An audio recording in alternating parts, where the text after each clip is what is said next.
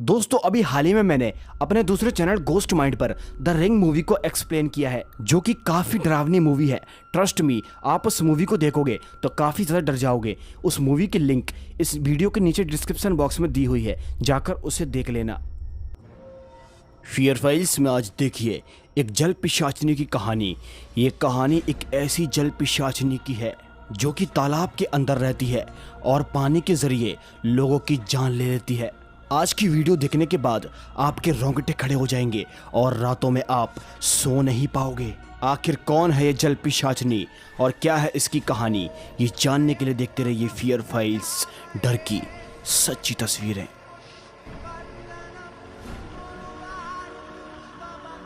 इस कहानी की शुरुआत में हम कुछ लड़कों को देखते हैं जो कि गिल्ली डंडा खेल रहे थे।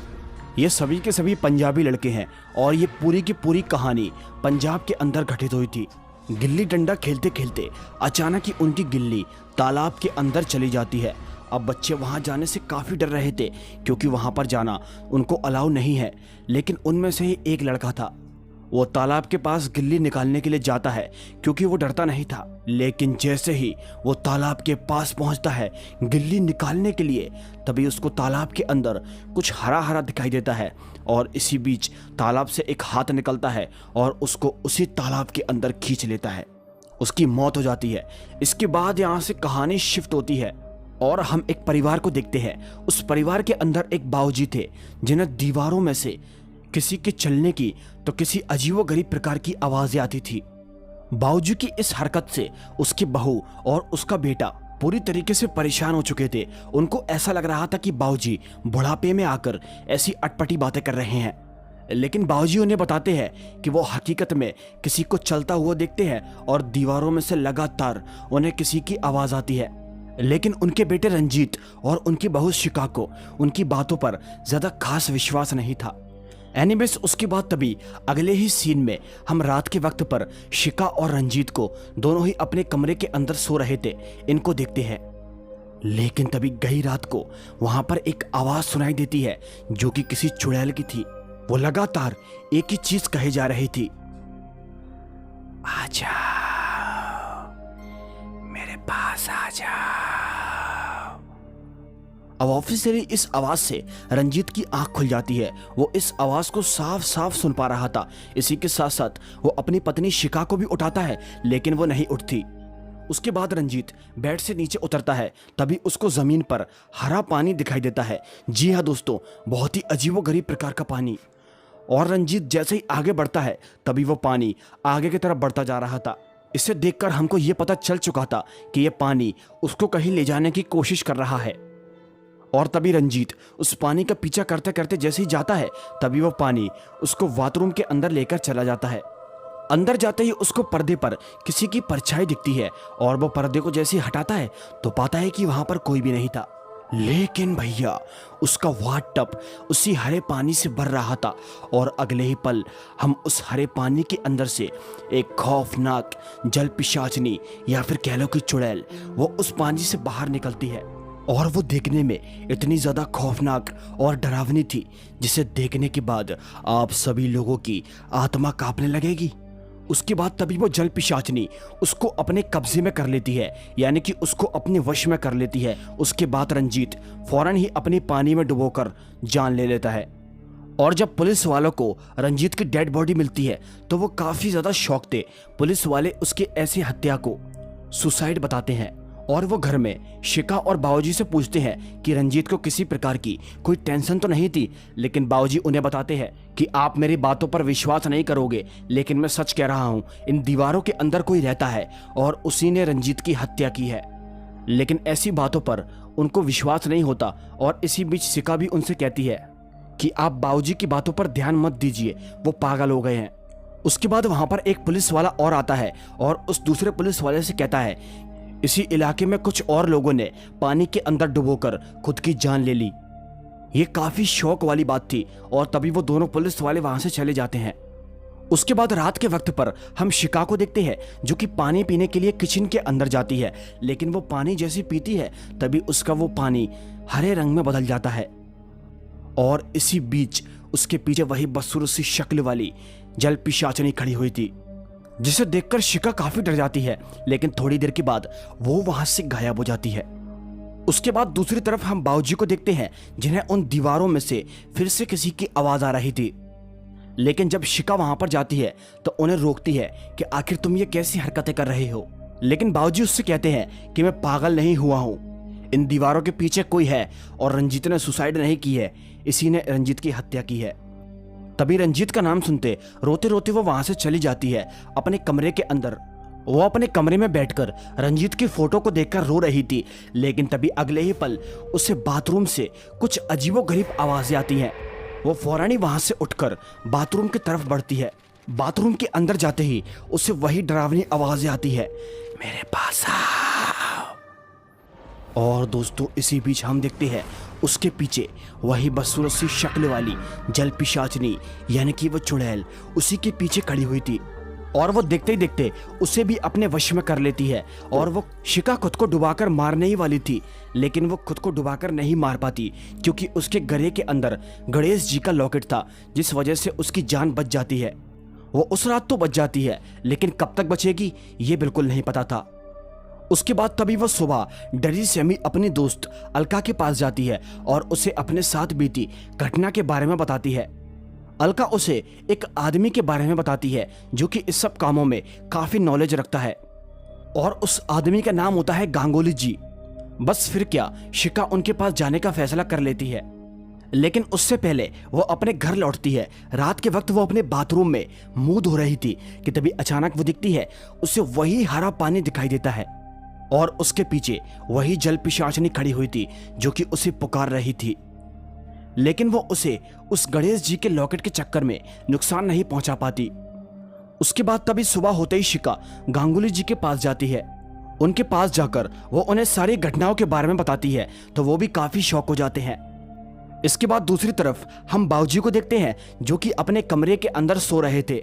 लेकिन तभी उनका गिलास में भरा हुआ पानी जो कि टेबल के ऊपर रखा था वो अचानक से हरे रंग में बदल जाता है और बाऊजी के ऊपर पानी की बूंदें ऊपर से गिरती हैं। वो जैसी आंख खोलते हैं तो वो पाते हैं कि उनके ऊपर वही जल पिशाचनी थी।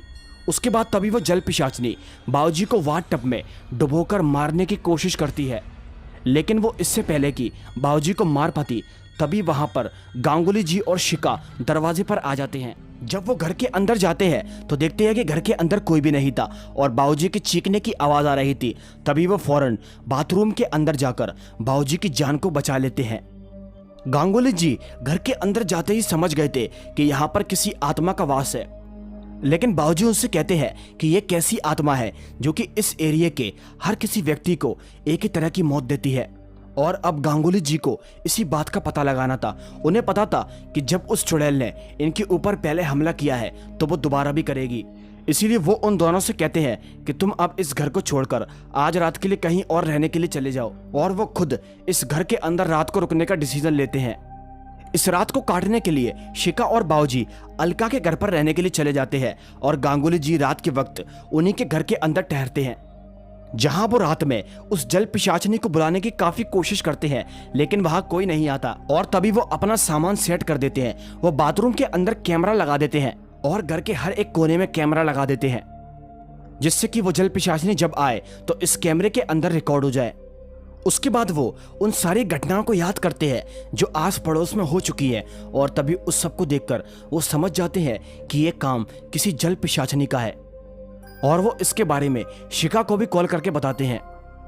तभी फिर रात के वक्त वो अपने सारे सामान को सेट करके सोफे पर सो गए थे। लेकिन तभी आधी रात को नल के अंदर से पानी आता है और जो उन्होंने गुब्बारा लगाया था वो ज्यादा पानी के चक्कर में फूट जाता है और यानी कि पानी के जरिए वो जल पिशाचनी वहां पर आती है। इस सब आवाज से उनकी आंख खुल जाती है और वो जैसे बाथरूम के अंदर आते हैं तो वो देखते हैं कि वाट टब के अंदर वही हरा पानी था और अगले ही पल उस पानी से वो जल पिशाचनी बाहर आ जाती है। वो जल पिशाचनी उनको भी पुकार रही थी और अपनी ओर बुला रही थी। तभी वो उनको वश में करने की कोशिश करती है और तभी गांगुली जी ऐसा नाटक करते हैं जैसे कि वो उस जल पिशाचनी के वश में हो चुके हैं। लेकिन तभी थोड़ा सा आगे चलने के बाद अपनी चालाकी से वो किसी चीज से उस जल पिशाचनी पर वार करते हैं, जिसके बाद वो जल पिशाचनी वहां से गायब हो जाती है। उसके बाद तभी सुबह वो शिका को लेकर पुलिस स्टेशन जाते हैं और इस बात का जिक्र करते हैं, लेकिन ये जल पिशाचनी वगैरह की बात को सुनकर पुलिस वालों को उनकी बात पर रत्ती भर भी विश्वास नहीं होता। और तभी पुलिस स्टेशन से वो अपने घर लौटते हैं। वो अपने घर उसी रास्ते से जा रहे थे, लेकिन तभी वहां पर उनको कुछ कर्मचारी रोक लेते हैं और उनसे कहते हैं आगे पानी का पाइप फट गया है, आप दूसरे रास्ते से चले जाइए। लेकिन शिका गांगुली जी से कहती है कि ये पाइप बार बार फट जाता है और ऐसा 1 महीने से हो रहा है। इस बात को सुनकर गांगुली जी काफी ज्यादा शॉक हो जाते हैं। तभी वो कार से फौरन ही उतर जाते हैं और शिका से बोलते हैं कि मैं शाम को आकर तुमसे मिलूंगा, मुझे अभी जरूरी काम है। और तभी वो उसी कर्मचारी के पास जाते हैं, उससे पूछने की कोशिश करते हैं, लेकिन वो उसे कुछ भी नहीं बताता। तभी वो उसे कुछ पैसे देते हैं और उससे पूछते हैं। वो कर्मचारी बताता है कि जब पहले भी हम काम कर रहे थे तब भी ये पाइप फट चुका था और तालाब का पानी इस पानी के अंदर मिक्स होकर लोगों के घरों के अंदर जाता है। उसके बाद गांगुली जी उससे उसी तालाब के बारे में पूछते हैं, लेकिन वो आसानी से नहीं बताता। तभी वो उसे और पैसों का लालच देते हैं और वो उस तालाब के बारे में बता देता है। इस तालाब का नाम था भूतिया तालाब। जी हाँ दोस्तों। और तभी वो रात के वक्त शिका और बाऊजी को लेकर उसी तालाब के पास जाते हैं और उस जल पिशाचनी को बुलाने की कोशिश करते हैं। वो उस जल पिशाचनी से कहते हैं सामने आ, मुझे पता है तू इसी तालाब के अंदर रहती है। पहली बार तो तू मेरा कुछ नहीं बिगाड़ पाई, इस बार अगर तू मुझे मार सकती है तो मेरे सामने आ।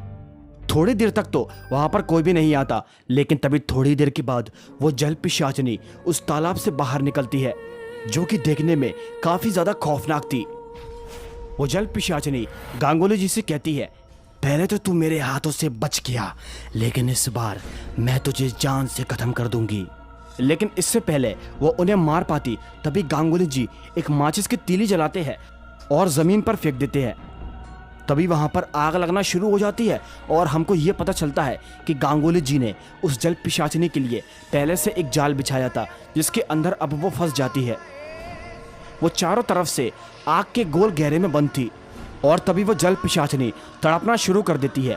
इसी बीच गांगुली जी गंगा जल लेकर उसके पास जाते हैं और उस पर गंगा जल छिड़कते हैं और उससे कहते हैं कि बहुत मार लिया तूने लोगों को पानी के अंदर डुबाकर, आज के बाद से तेरा श्राप हमेशा के लिए खत्म हो जाएगा। और गंगा जल डालने के बाद हम देखते हैं कि वो जल पिशाचनी खत्म हो जाती है। उस जल पिशाचनी के मरते ही इस एपिसोड का दी एंड हो जाता है। आपको फियर फाइल्स की ये कहानी कैसी लगी मुझे नीचे कमेंट करके जरूर बताना। तो चलिए अब हम मिलते हैं आपसे फिर किसी एक नई कहानी में, तब तक के लिए बाय एंड